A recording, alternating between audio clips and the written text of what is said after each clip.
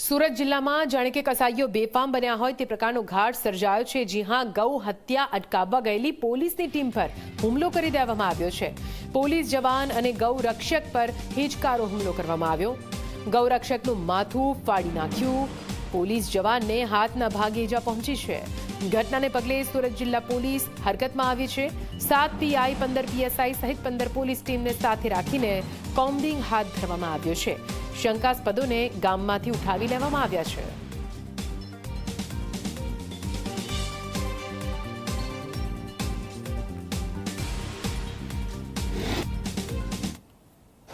માંગરોળના હથોડા ગામમાં ગૌરક્ષક ઉપર હુમલો કરવામાં આવ્યો છે। આપ જોઈ શકો છો, સત્યપ્રકાશ યાદવ જે પોલીસને લઈને ત્યાં પહોંચ્યો હતો, પરંતુ જે કસાઈઓ છે તે કસાઈઓ દ્વારા તેના ઉપર જીવલેણ હુમલો કરવામાં આવ્યો હતો। આપ જોઈ શકો છો, હાલ માથાના ભાગે ગંભીર ઈજા પહોંચી છે। ત્યારે આપણી સાથે ગૌરક્ષક જોડાયા છે। જી, શું સમગ્ર ઘટના બની હતી?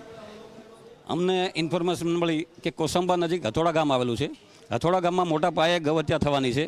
એ ઇન્ફોર્મેશન અમે એલસીબીના પીઆઈને આપી, એટલે તરત એલસીબીના પીઆઈ એના સ્ટાફને લઈ અને અમારા એક ગૌરક્ષક છે સત્યપ્રકાશ યાદવ, એમને સાથે રાખી ઘટના સ્થળે જવા નીકળ્યા। ત્યાં રસ્તામાં વિધર્મીઓનું એક ટોળું ભેગું થઈ ગયું અને એ લોકોને સ્પોટ પર જવા જ ના દીધા। રસ્તામાં રોકી અને હુમલો કરી દીધો, જેમાં એને માથાના ભાગે 15 થી 20% આવેલા છે। અત્યારે સિરિયસ હાલતમાં છે અને પોલીસના પણ 2 જવાનોને ઈજા થઈ છે। એક પોલીસનો તો હાથ પણ તોડી નાખેલો છે।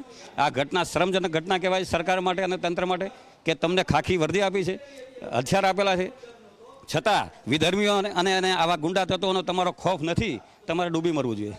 તો આપે જે રીતે જોયું તે રીતે હાલ ગૌરક્ષકોમાં રોષની લાગણી જોવા મળી રહી છે, કારણ કે જે રીતે પોલીસની સાથે રહીને સત્યપ્રકાશ યાદવ જઈ રહ્યા હતા તે દરમિયાન રસ્તામાં તેમને અટકાવવામાં આવ્યા હતા અને ત્યારબાદ તીક્ષ્ણ જે હત્યા છે તે હથિયાર વડે તેમના ઉપર હુમલો કરવામાં આવ્યો હતો।